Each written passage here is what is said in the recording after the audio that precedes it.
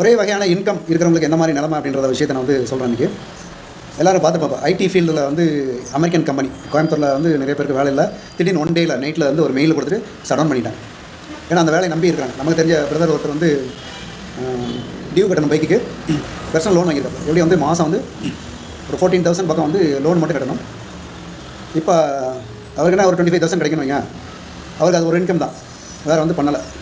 நான் தான் அவருக்கு முன்னாடி சொல்லியிருந்தேன். எம்எம்ஜியில் சொல்லியிருப்பாங்க 7 வகையான இன்கம் 21 வகையான இன்கம் ஏர்ன் பண்ணுங்க அப்படின்னு சொல்லிட்டு. அது கேட்கல, இந்த கால் வாங்கி இந்த கால் விடுவாங்களா, நம்ம ஃபேமிலியெலாம் அப்படி தான் விடுவாங்க. கேட்க நல்ல விஷயத்தை எடுக்கவே மாட்டாங்க. அந்த மாதிரி சடனாக நின்ன உடனே நான் கவனிக்க முடியுது. அந்த பாடி லாங்குவேஜ், அந்த ஃபீலிங்கு, அந்த அந்த இது இல்லையே அப்படின்னு, அந்த லோன் கட்டணுமே அந்த லோன் கட்டணுமே என்ன பண்ணுறோம் அப்படிங்கிற மாதிரி ஒரு அலைபாய். இந்த விஷயம் வந்து எல்லாத்துக்குமே இருக்கும். எந்த ஒரு இதாக இருந்தாலும், ஒரு தனி வேலையில் இருக்கும், ஒரு தனியார் கம்பெனி, ஈவன் கவர்மெண்ட் வேலைக்கு அந்த மாதிரி இருக்கலாம். இந்த மாதிரி இல்லாமல் நம்ம ஏதாவது ஒரு இன்கம், ஏதாவது ஒரு வகையில் ஒரு இன்கம் வந்துச்சு அப்படின்னா அந்த ஃபேமிலிக்கு எவ்வளோ சப்போர்ட்டாக இருக்கும்.